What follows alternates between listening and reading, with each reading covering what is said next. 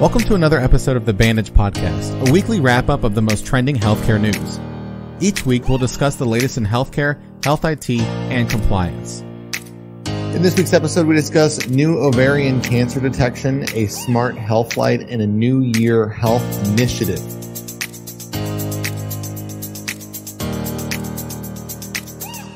Let's wrap things up. This is episode 119 for the week of January 10th. I'm Matt Moneypenny. And I'm Albert Bettistelli. Before we get started, our diagnosis code for this week is T26.30XS, burns of other specified parts of unspecified eye and adnexia sequela. Wow. This one There's is truly wild. There's a lot there. Yeah, there's a lot. That was hard to say, I'm going to say. Specified parts of an unspecified eye. I love that. That sounds that's like poetry. Yes, it does sound like a poem because it's very generic, but also not generic. Right. It's like, hey, this is the cornea of an eye. Can you scratch the cornea of your third eye, Albert? I feel like I do all the time, Matt. Only if your third eye is open. It's constant for me.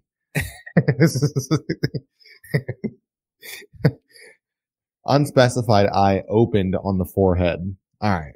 Anyways, let's get into the news.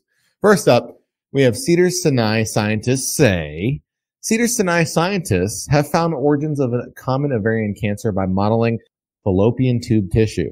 This allowed physicians to determine how genetic mutations increase someone's risk of cancer.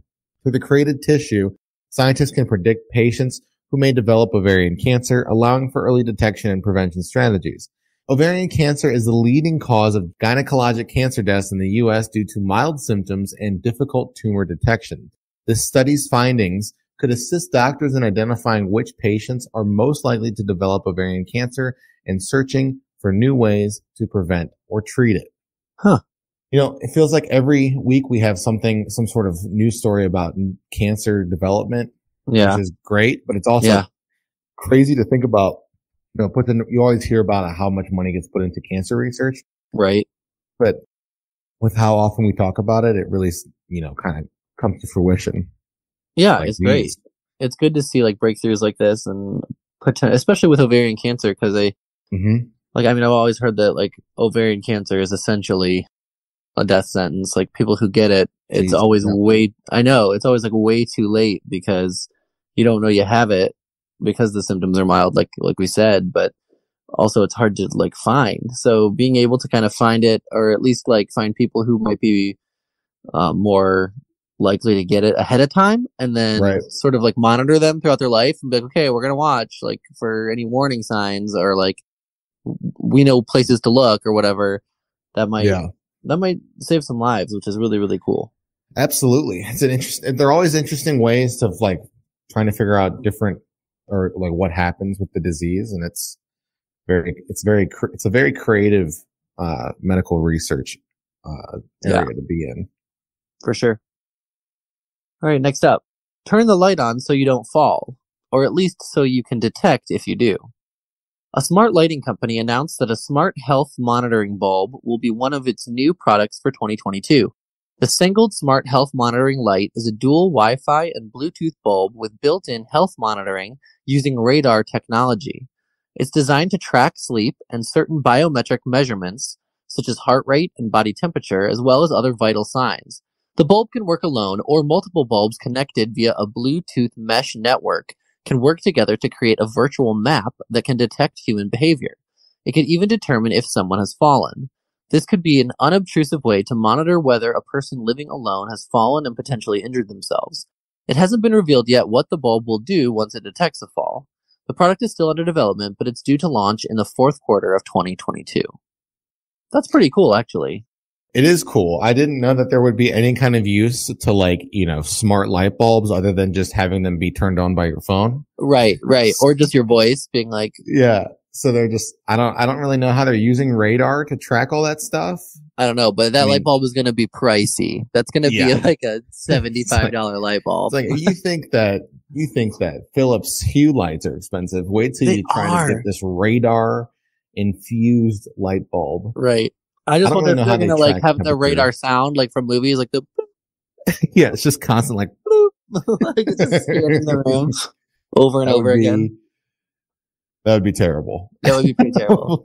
Hopefully, you know, to spin it, maybe their marketing department's like, hey, you know, we like the nostalgic sound of right World War II. So you want to feel like you're in a submarine all the time, like in a nuclear sub. Get one of these. It's great for your son. He'll like it. He'll have an immersive experience in the Pacific.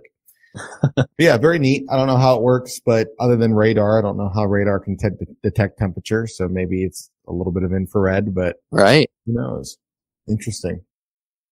Next up, sprouting better health this year. The Phoenix-based grocer Sprouts Farmers Market is hosting a series of health-focused Facebook live stream events to kick off the new year. It will feature Candace Kumai, named the Golden Girl of Wellness by Elle and Forbes magazines, every Thursday afternoon in January. Kumai is a classically trained chef and food editor dedicated to sharing her knowledge to help viewers nourish their mind, body, and spirit. Viewers can download the Sprouts app to view weekly sales corresponding to each week's live stream topic. Attendees will have the chance to win prize bundles, including Sprouts gift cards and Kumai's latest wellness book.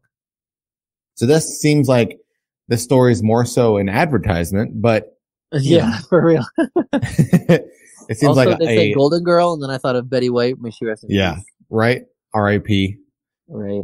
Not an appropriate time to include Golden Girls of Wellness. You know, whoever wrote this article. Jeez. Right. Come on. Jeez. It's like, move over, Betty. You just, right. New Golden Girl in town. Yeah. It's like, wow, give her a break. Right.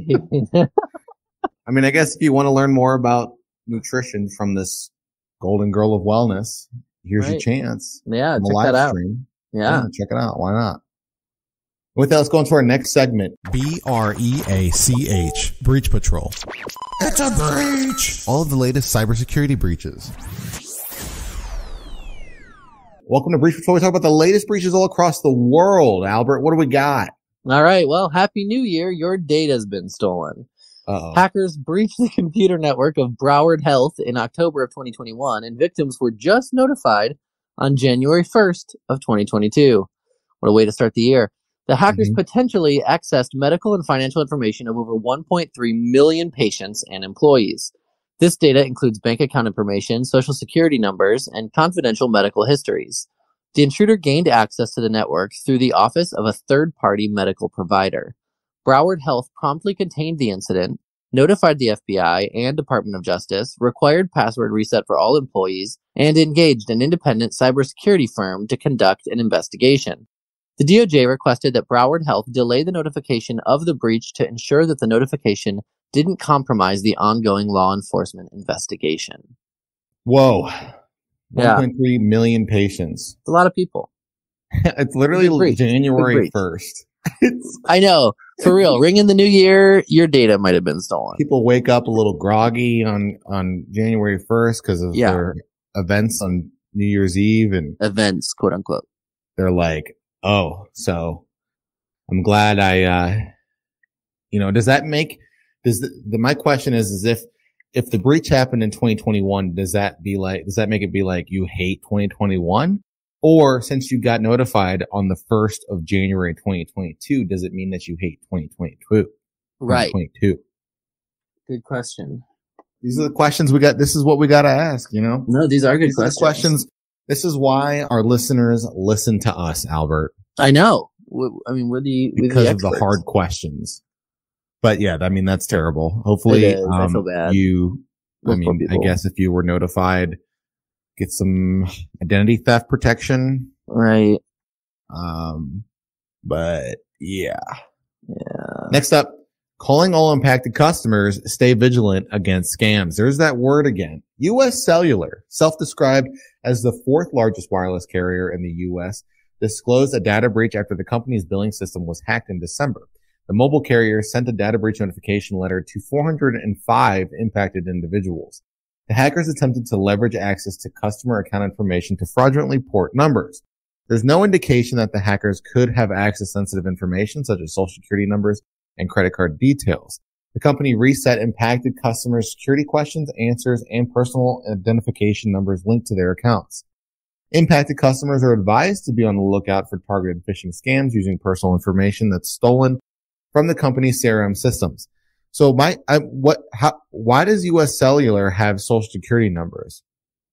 Yeah, I'm not sure. I don't Unless this was worded in a way to make it seem like they might, even though they don't. Right. Like kind of like downplaying the attack. Like this attack happened, but it's not that bad because social security numbers weren't impacted, but the way that it's worded makes it seem like they have it.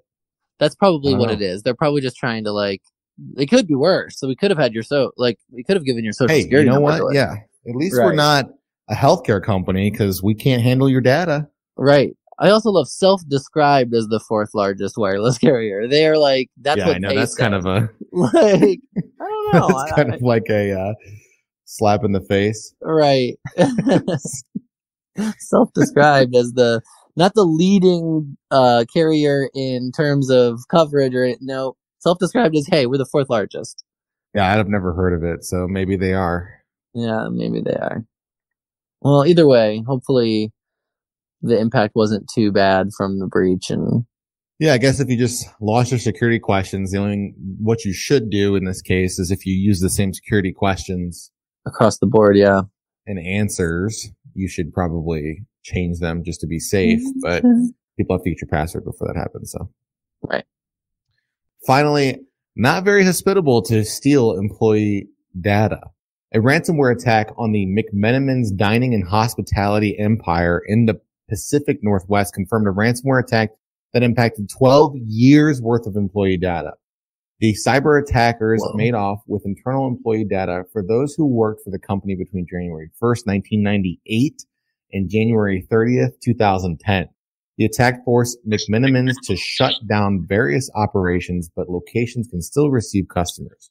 3 weeks after the attack, the company's operations are still not remediated, including its central phone system, email credit card processing, hotel reservation system, and gift card processing, all core functions for a hospitality group.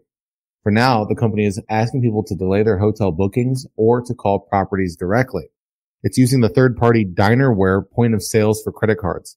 McMenamins is offering past and current employees identity and credit protection services. Letters have been sent to notify affected individuals. So it deals with, they're talking about employee data being breached, but they're also saying customers err on the side of safety and don't do anything. Interesting. Yeah. How long have they been? When did the attack happen? Let me see. It didn't say. It just says a ransomware attack. A ransomware attack. The art was posted. Oh, the ransomware attack happened on December 12th. So they've been down almost now for a month. So that's terrible. My gosh. That's a huge impact. So that messes up the bottom line of 2021 for this company. Yeah. And also the beginning of 2022. So that's not good. Not great. Fiscal years, man. Crazy stuff. Right. Do employers, are they supposed to keep that information for that long about employee data? I really don't know. I'm surprised that they did, honestly. I'm also surprised that the data, what a specific amount of time that it was stolen from. 1998 to 2010. Nothing recent, just those. What a weird, I don't know. That's a very specific timeline. You get in and you just take what you can, right? Yeah, I don't know. I guess I don't know if employers are supposed to have it for that long. I guess maybe they are, but also if you worked at McMenamins in 1998, odds are your resume doesn't have that listed there anymore because it's that was 3 decades ago at this point. Right. So interesting stuff. I don't know. I mean, I guess, don't use them and then wait until they tell you when to use them again if you're a loyal McMenamins customer. Right. Yeah. At least they're being transparent. They are. They're trying to get ahead of it or at least stay on top of it. And that's it for this week's wrap-up of your weekly healthcare news. I'm Albert Battistelli. And I'm Matt Moneypenny. We'll see you next week. Thank you for listening to the Bandage Podcast produced by eTactics.